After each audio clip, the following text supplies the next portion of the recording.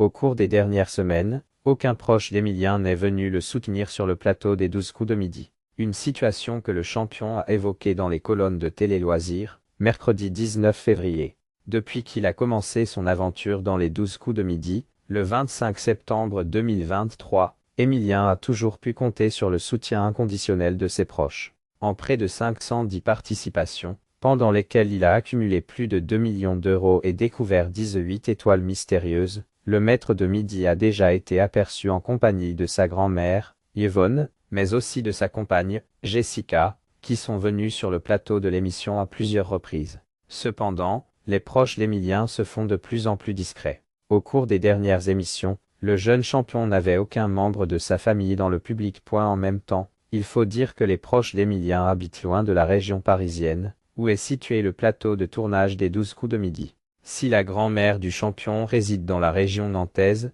sa compagne Jessica vit à Toulouse pour ses études d'art. Il n'est donc pas toujours aisé pour eux de trouver le temps de venir dans la capitale afin d'y passer quelques jours. C'est du moins ce qu'a révélé Emilien lors d'un échange avec Télé Loisirs, publié mercredi 19 février.